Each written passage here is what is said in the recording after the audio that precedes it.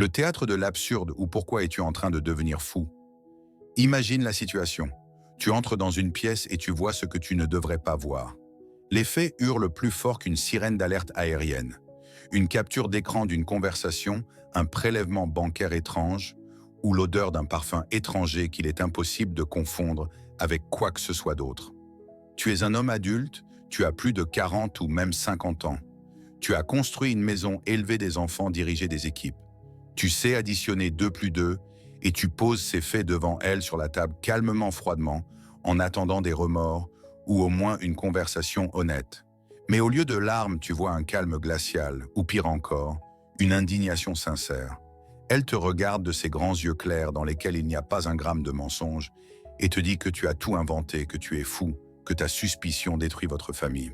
Et elle dit cela avec une telle force de conviction qu'après 15 minutes, tu n'es plus sûr de ce que tu as vu et après 30 minutes, tu te surprends à lui présenter des excuses.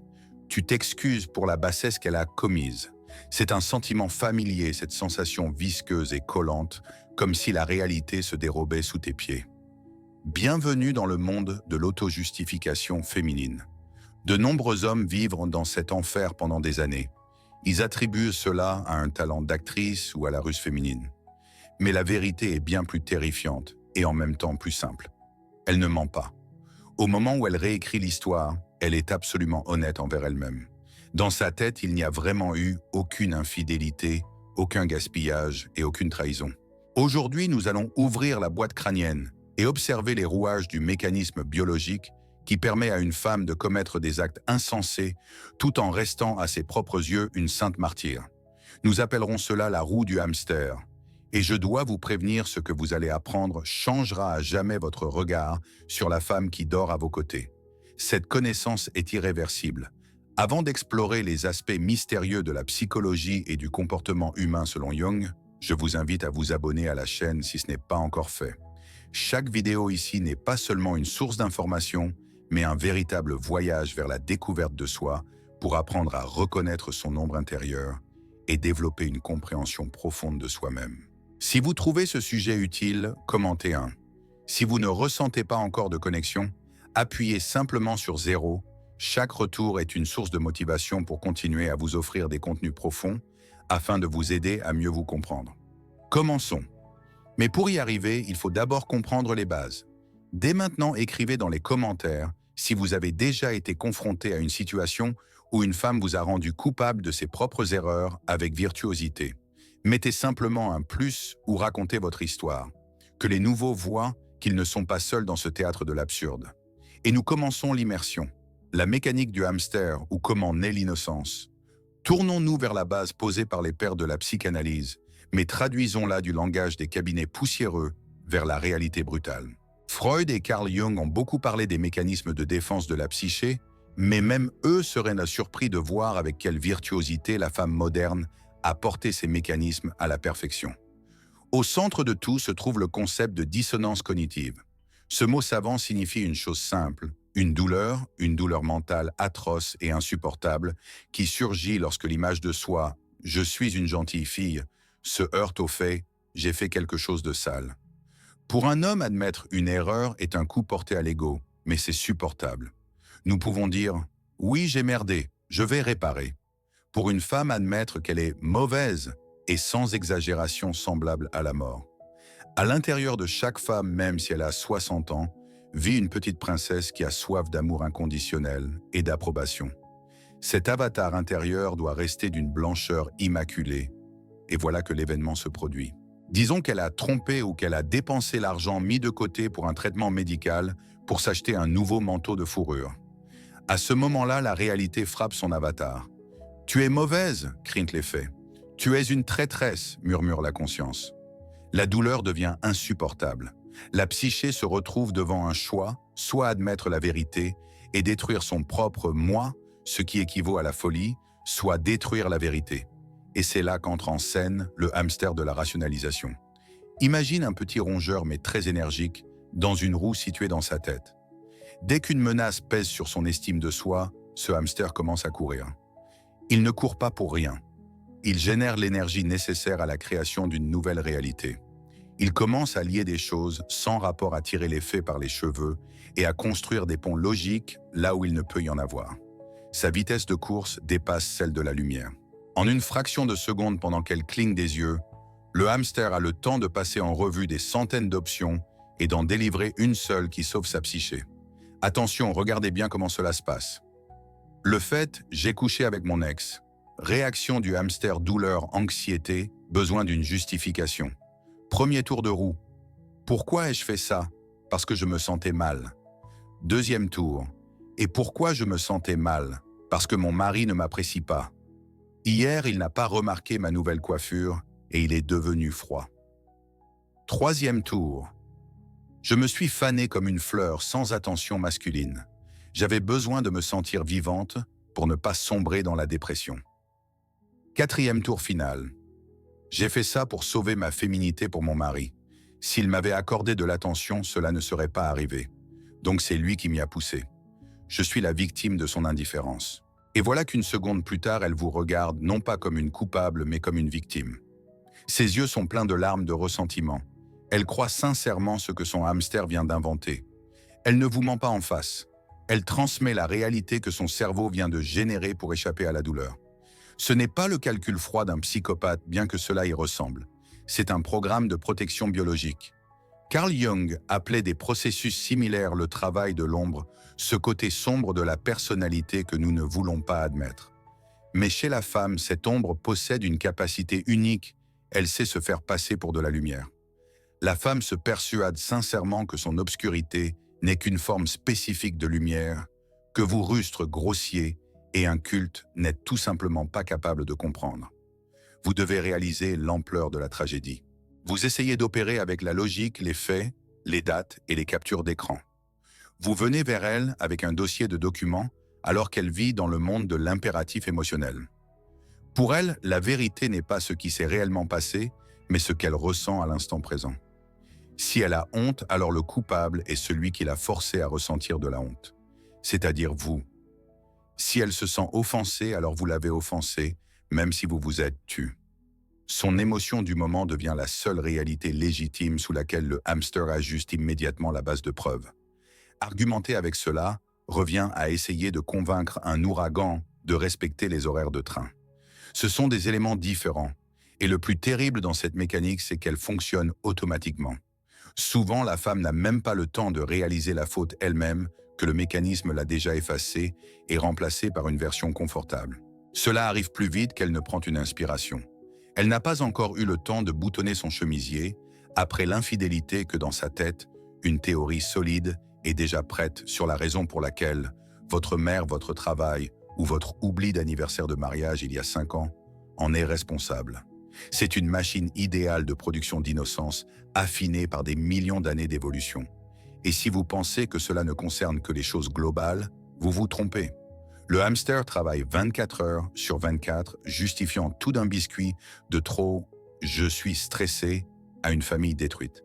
Mais il y a un domaine où le travail de ce mécanisme prend des formes particulièrement sophistiquées et je dirais piquantes. Là où la biologie rencontre la luxure, la justification devient un véritable art. L'érotisme de la justification ou le sexe comme indulgence. Soyons honnêtes. Si le hamster dans sa tête ne savait qu'inventer des excuses, l'humanité se serait éteinte depuis longtemps. Mais la nature a un atout dans sa manche qui bat toute logique masculine. C'est une arme biologique de destruction massive contre laquelle nous n'avons malheureusement pas d'immunité. Quand les mots s'épuisent et que les arguments ressemblent à des délires de fou, la femme passe au plan B. Elle active le mode déesse de l'amour. Et c'est là que le plus intéressant commence car il ne s'agit pas d'amour, mais d'un contrat scellé par la sueur. Imagine la scène. Il y a 1 heure, elle était une furie qui vous jetait des reproches ou une statue de glace niant l'évidence. Vous l'avez acculée avec les faits. Elle sent que sa défense logique craque de toutes parts. Son hamster intérieur est en panique. Le maître est en colère. Le statu quo est rompu, nous pourrions être expulsés. Et là, son cerveau bascule l'interrupteur. Elle comprend que pour survivre et redevenir bonne, elle n'a pas besoin de prouver qu'elle a raison, mais de vous faire oublier qu'elle a tort. Elle doit remettre le compteur à 0. Et pour cela, elle utilise son corps comme un pot de vin, et un pot de vin de taille considérable. Tu es assis dans la cuisine ou le bureau bouillant encore de colère, ressassant ses excuses absurdes. Et voilà qu'elle entre, mais ce n'est plus la femme avec qui tu te disputais. Elle ne porte pas ce t-shirt déformé qu'elle met d'habitude à la maison. Elle porte cette lingerie qu'elle garde pour les grandes occasions ou que tu vois pour la première fois. L'odeur de son parfum devient soudain si dense qu'on pourrait la couper au couteau. Son regard change. Au lieu de l'agression piquante, une lueur humide et soumise apparaît. Elle s'approche, touche ton épaule, et ses doigts brûlent. Elle ne dit rien sur le problème. Elle murmure une bêtise, mais le fait de telle manière que le sang quitte instantanément ton cerveau pour se diriger vers, disons, une région stratégiquement importante au sud. Et là, une magie opère que tu as sûrement remarqué sans oser te l'avouer. Le sexe après une dispute où elle est coupable est toujours le meilleur sexe de ta vie. Pourquoi? Parce qu'elle fait des efforts comme elle n'en a pas fait pendant la lune de miel. À ce moment-là, elle est prête à tout. Tu te souviens de ces expériences qu'elle refusait depuis des années, de ces mots sales, qu'elle trouvait vulgaires, de ces positions qu'elle disait inconfortables. Oublie tout ça. Aujourd'hui, le menu est illimité. Elle se transforme en une geisha obéissante, en la plus experte des courtisanes, en une chatte sauvage, en n'importe quoi, pour relâcher ta pression. Elle se cambre d'une manière qui défie les lois de l'anatomie. Elle gémit plus fort que nécessaire. Elle te regarde dans les yeux avec une telle dévotion que tu en es mal à l'aise. Mais ne te flatte pas, mon ami. Ce n'est pas un élan de passion pour toi en tant qu'homme. C'est un calcul pur et distillé de son subconscient. Elle a besoin de ton orgasme. Pour elle, ton final n'est pas qu'un acte physiologique. C'est un acte juridique avec un sceau. C'est la signature d'un traité de paix selon ses conditions. La logique du hamster ici est simple et géniale. S'il a joui, il est content. S'il est content, il ne me déteste plus. S'il ne me déteste plus, je suis pardonné. Et si je suis pardonné, je n'ai rien fait de mal. Voilà, le péché est effacé. Elle lave littéralement sa faute avec ta passion. Remarque comme son comportement change immédiatement après. Dès que tu te laisses aller sur l'oreiller épuisé et satisfait, elle redevient instantanément normale.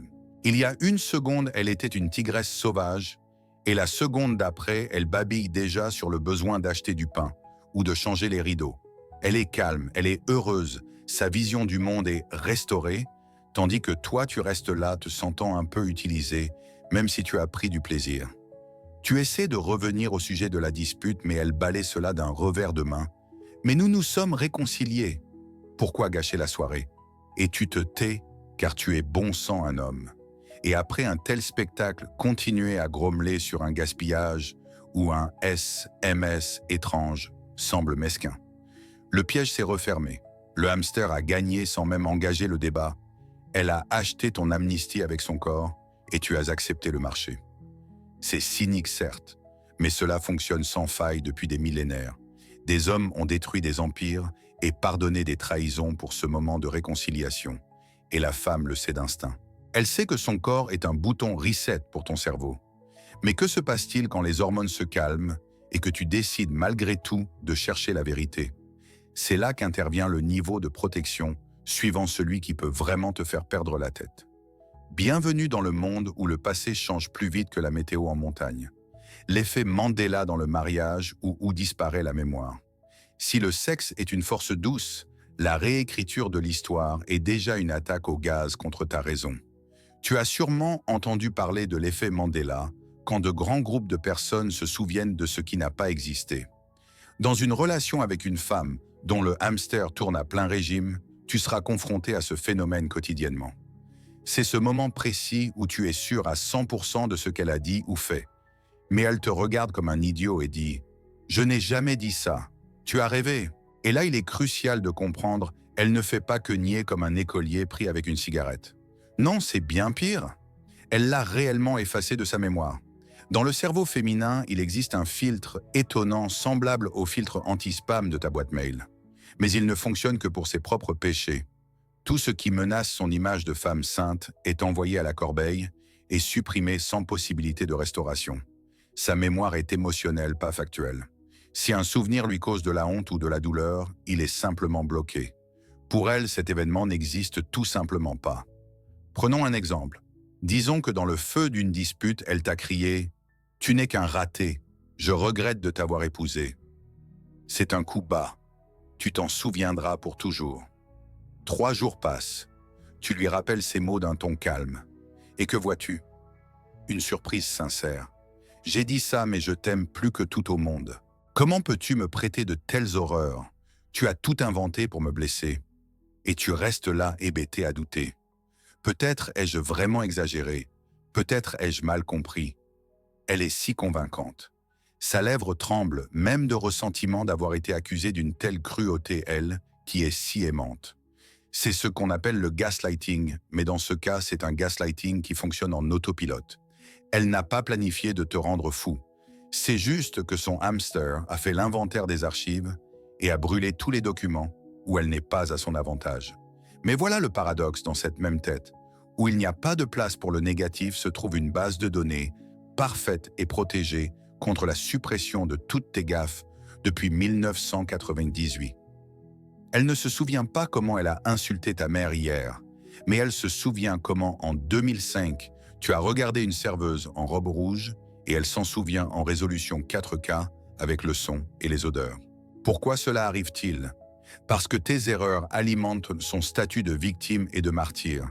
Elles sont donc utiles au hamster. Elles sont classées dans le dossier « atout », tandis que ses propres erreurs détruisent ce statut. Elles passent donc au destructeur de documents. C'est un jeu à sens unique. Tu joues aux échecs, mais elle peut balayer tes pièces de l'échiquier en disant qu'elle n'y était pas tout en faisant réapparaître les siennes du néant. Gagner à ce jeu selon les règles de la logique est impossible. Tu essaies de lui montrer un enregistrement vidéo si tu as été assez malin pour en faire un. Tu penses que ça va aider. Oh, tu es naïf. Si tu l'accules avec une preuve irréfutable, par exemple un enregistrement audio de son hystérie, le hamster fera une pirouette et lancera « Et alors, si j'ai dit ça, c'est parce que tu m'as poussé à bout. Ce n'était pas ma voix, c'était ma douleur que tu as causée. Sens-tu la beauté de la manœuvre? Même si le fait est prouvé, le coupable n'est pas l'auteur de l'acte, mais celui qui l'a forcé. C'est un cercle vicieux, un labyrinthe dont le Minotaure est son ego, et toi tu n'es qu'un touriste essayant de trouver la sortie. Mais ce n'est pas encore le fond. Le summum du cynisme commence quand elle utilise son oubli et son émotivité pour couvrir une véritable souillure. Quand elle active le mode « je ne suis qu'une fille » pour justifier des choses pour lesquelles, dans l'Antiquité, on était banni de la tribu. L'infantilisme comme bouclier derrière lequel on peut cacher même l'infidélité. Et c'est ce dont nous allons parler maintenant, car cette connaissance peut te sauver la vie ou au moins ton portefeuille. Je ne suis qu'une fille, ou l'infantilisme comme bouclier. Quand les faits sont effacés et que le sexe ne fonctionne plus, l'arme la plus ancienne et la plus efficace entre en jeu la position de l'enfant. C'est le moment où une femme adulte de 40 ans, qui dirige un département ou conduit un 4x4, se transforme soudain en petite fille de 5 ans avec des nœuds dans les cheveux. Et dans cette métamorphose se cache un coup de génie de son hamster. Pourquoi? Parce qu'un enfant n'est jamais responsable. Réfléchis si un petit enfant casse un vase précieux qui est coupable. Exactement le parent qui a posé ce vase au bord de la table à la portée de petites mains, espiègle. Si l'enfant mange tous les bonbons et a mal au ventre qui est coupable, le parent qui n'a pas caché les sucreries, l'enfant est par définition innocent. Il ne fait que suivre ses impulsions, ses envies. Et la tâche de l'adulte est d'anticiper, de prévenir, de contrôler et en fin de compte de pardonner. Tu vois où je veux en venir? Dans ta relation, elle occupe inconsciemment et parfois tout à fait consciemment la position de cette fille espiègle et elle te donne le rôle de l'adulte responsable, c'est-à-dire le papa. C'est une position incroyablement pratique. Cela lui permet de faire n'importe quoi puis de te regarder avec des yeux innocents et de dire « mais je suis si émotive, je ne suis qu'une fille ». Et ce « je ne suis qu'une fille », ce n'est pas juste une phrase, c'est une indulgence pour tout. Pour la carte de crédit vidée pendant les soldes, pour l'hystérie sans raison, pour le flirt avec ton meilleur ami, pour l'infidélité. Analysons cela. Elle prend un crédit pour un énième objet indispensable sans t'en dire un mot. Quand tu le découvres et que tu entres en rage parce que vous n'avez plus de quoi payer l'hypothèque, qu'entends-tu en réponse « Pardon, c'est ma faute » ? Absolument pas. Tu entendras « Je voulais juste que ce soit beau chez nous. Je pensais que tu serais content. Tu es un homme. Tu devrais régler ces problèmes au lieu de me réprimander pour des broutilles. » Traduit du langage du hamster au langage humain. Moi, en tant qu'enfant, j'ai voulu un jouet. Toi, en tant que papa, tu aurais dû soit me donner l'argent avant, soit aller en gagner plus maintenant sans rien dire. M'accuser, c'est comme reprocher à la pluie d'être mouillée. C'est une position d'irresponsabilité absolue, enveloppée dans le joli papier de la faiblesse féminine. Et le plus drôle, c'est que la société encourage cela. Tout c'est « l'homme doit »,« l'homme est un mur »,« derrière l'homme » comme derrière un mur de pierre. Ce sont des hymnes à la gloire de l'infantilisme féminin. Il est avantageux pour elle d'être faible, émotive et illogique.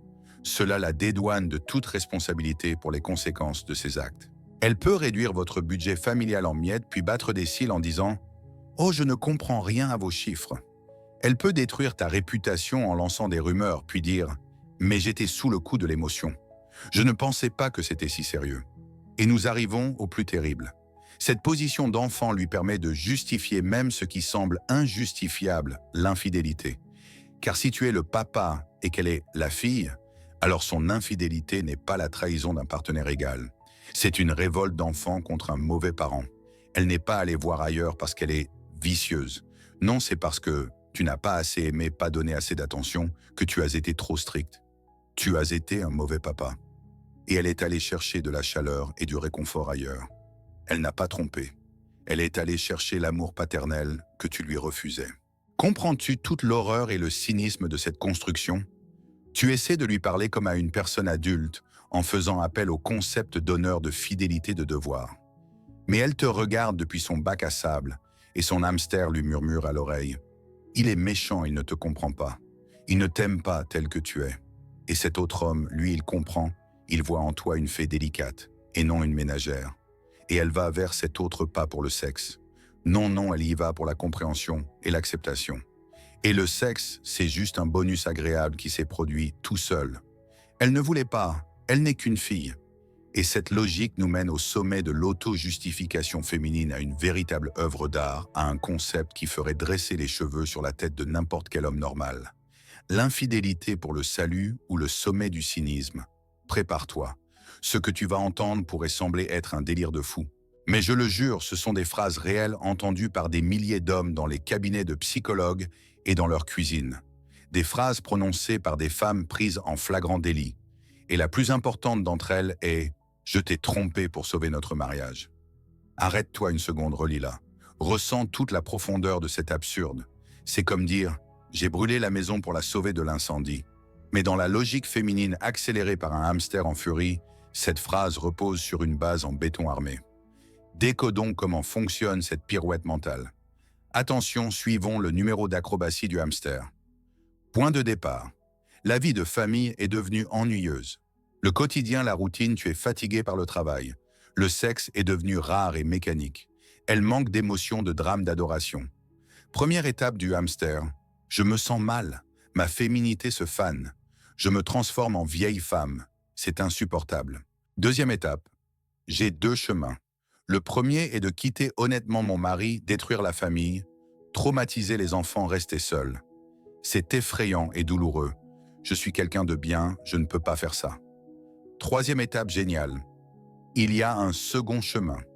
Je peux rester avec mon mari car je l'aime à ma façon et j'ai pitié de lui. Mais pour ne pas mourir d'ennui, je vais trouver une source d'émotion ailleurs. Je vais entamer une légère liaison sans engagement. Quatrième étape. L'apothéose. Je recevrai ailleurs ce qui me manque. Compliment, passion, sensation de nouveauté. Je me remplirai de cette énergie, je redeviendrai joyeuse, légère, sexy. J'apporterai cette énergie à la maison, dans la famille. Mon mari verra que je refleuris. Nos relations deviendront meilleures. J'arrêterai de le harceler. Donc mon infidélité n'est pas une destruction, mais un investissement. C'est comme si j'étais allé en cure pour soigner mes nerfs, afin de construire notre famille avec de nouvelles forces. Conclusion finale. Je suis une héroïne. J'ai sacrifié mon honnêteté cristalline. J'ai pris sur moi ce lourd péché pour ne pas détruire la famille et ne pas traumatiser mon mari avec la vérité. J'ai sauvé notre mariage au prix de mon âme.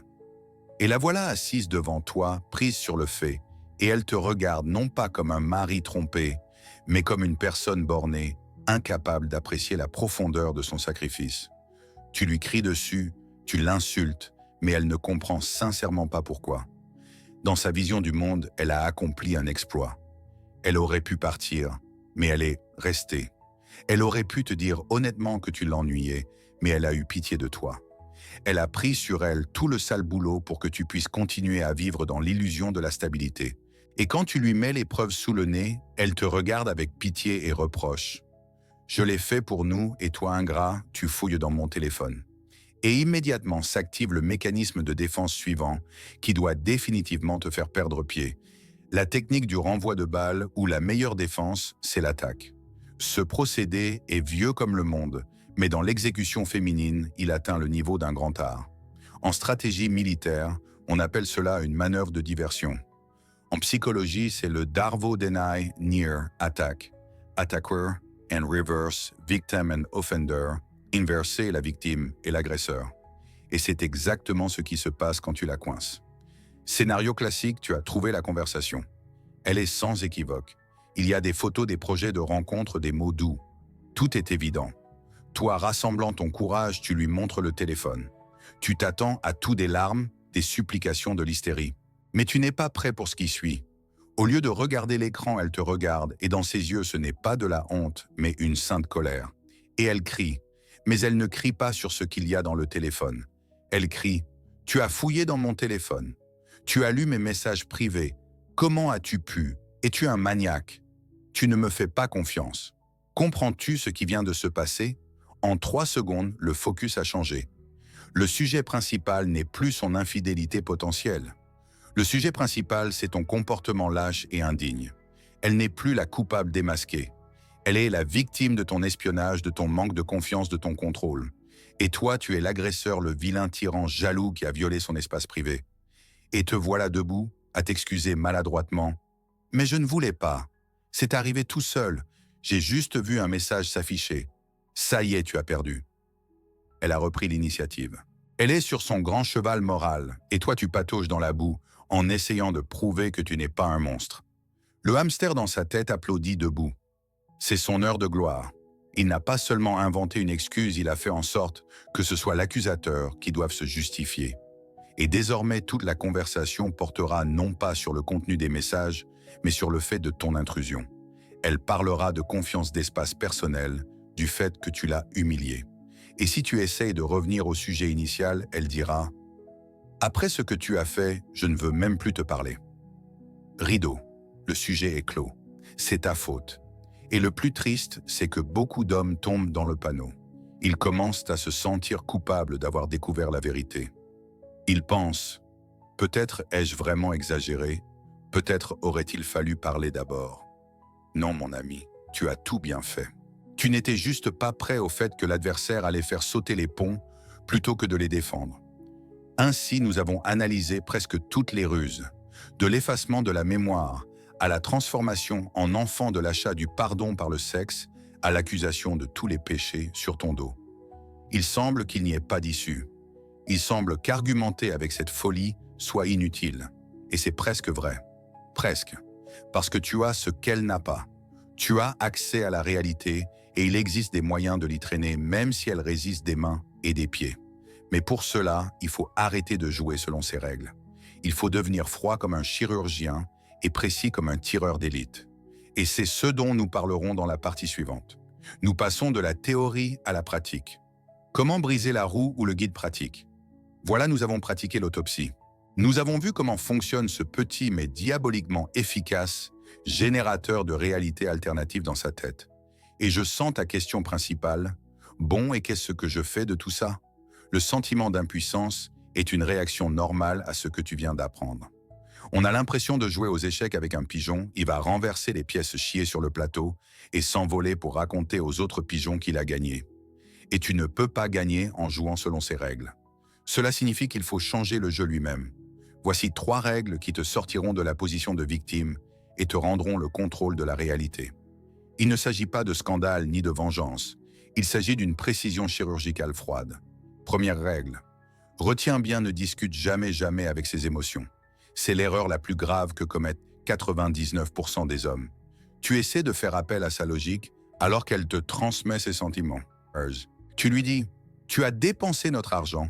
Elle te répond « Et moi je me sens laide et inutile ». Tu lui dis « Tu as flirté avec un autre ». Elle te dit « Et moi je me sens seule ». Et tu sombres dans ce marécage. Tu commences à débattre de ses sentiments, à prouver qu'elle ne devrait pas ressentir cela. C'est la défaite assurée. Ses sentiments sont son territoire, sa religion. Discuter de cela revient à prouver à un croyant que son Dieu n'existe pas, c'est inutile et dangereux. Ta tâche est de devenir indifférent à ces tempêtes émotionnelles. Elle crie « Attends calmement ». Elle pleure, laisse-la pleurer. Elle dit « Je ressens », ignore. Ton mantra doit être le même, doux mais inéluctable. Comme l'eau qui creuse la pierre, tu dois la ramener au fait. Je comprends que tu te sentes mal, mais le fait est que tu as fait ceci. Tes sentiments sont importants, mais parlons de tes actes. Les émotions sont une chose, les actions en sont une autre. Nous discutons maintenant de ton acte. Ne la laisse pas entraîner la conversation dans le monde de ses tourments intérieurs. Son âme est son problème. Ta tâche est de t'occuper de ce qui s'est passé dans le monde réel. Elle va résister et se tortiller comme une anguille sur une poêle. Mais si tu restes persévérant et calmes son système, finira par bugger. Deuxième règle, la fixation de la réalité. Contre l'effet Mandela dans ton mariage, il n'y a qu'un seul remède, des preuves irréfutables. Nous vivons au 21e siècle. Utilise ces bienfaits enregistreurs vocaux. Sur le téléphone capture d'écran, idéalement une vidéo. Ça sonne cynique, n'est-ce pas? Mais ce n'est pas toi qui as commencé cette guerre contre la réalité. Tu ne fais que te défendre. La prochaine fois qu'elle commencera à hurler qu'elle n'a jamais dit ça, tu ne dois pas entrer en conflit. Tu actives simplement l'enregistrement audio en silence et tu regardes ce qui se passe. D'abord, elle sera pétrifiée, puis elle tentera la manœuvre du renvoi de balles. Quoi, tu m'enregistrais? Ta réponse doit être glaciale. Oui, parce que ma mémoire commençait à me faire défaut et j'ai décidé de l'aider. Mais ce n'est pas ce que nous discutons. Nous discutons de ce que tu as dit sur cet enregistrement. Tu dois comprendre, pour une femme dont le hamster a l'habitude de réécrire l'histoire à la volée, un enregistrement objectif de ses paroles ou de ses actes est comme de l'eau bénite pour un démon. Cela brise sa vision du monde. Elle ne peut pas dire « ça n'a pas existé » quand c'est là. Cela la force à se confronter à ce qu'elle est vraiment, et pour elle, c'est une douleur insupportable.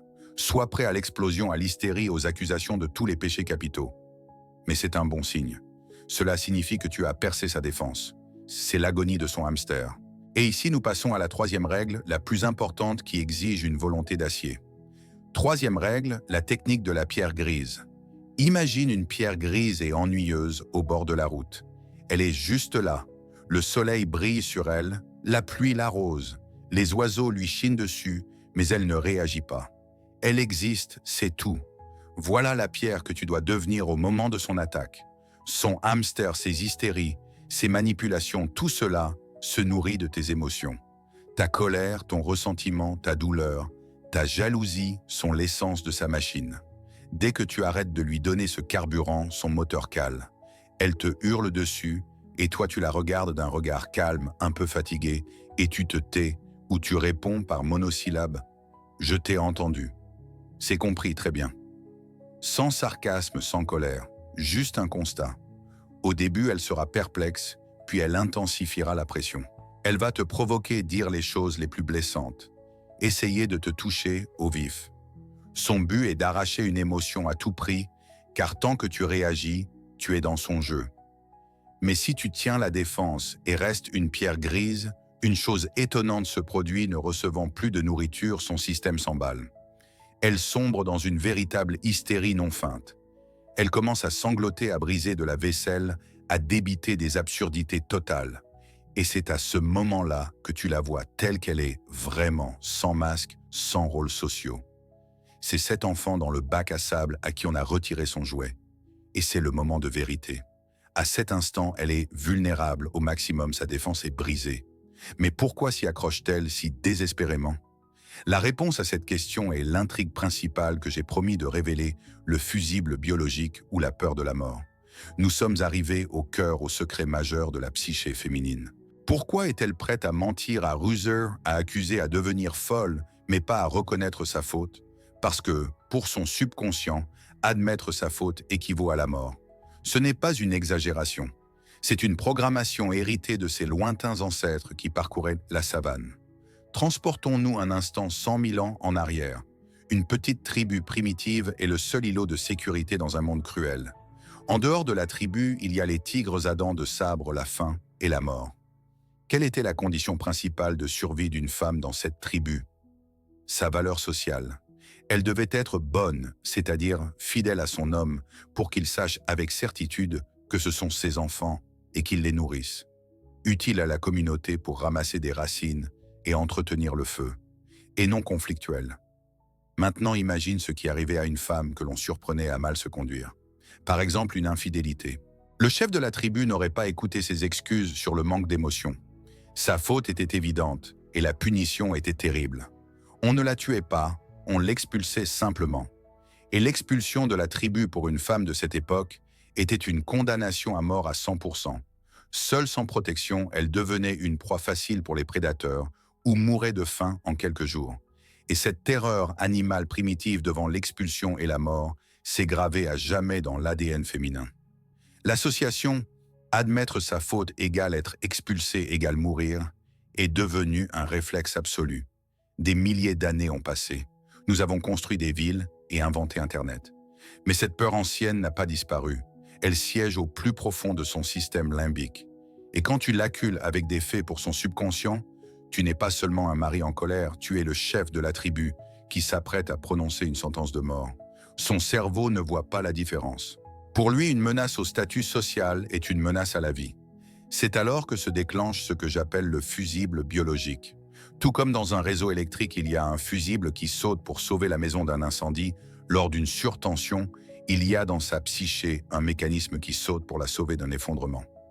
Admettre la vérité, admettre qu'elle est mauvaise, est une surtension si monstrueuse pour sa psyché qu'elle pourrait simplement ne pas le supporter et perdre la raison. Et pour éviter cela, le fusible saute. Il déconnecte la réalité. Il crée instantanément une nouvelle version sécurisée des événements où elle n'est pas la coupable mais la victime. Ce fusible sauve sa raison mais au prix de la tienne. Il redirige tout le choc sur toi. Voilà pourquoi elle se bat si désespérément. Ce n'est pas de la ruse, c'est l'attaque de panique d'un animal qui lutte pour sa vie. Et quand tu comprends cela, tout change. Tu cesses d'être un acteur du drame familial pour devenir un observateur, presque un scientifique.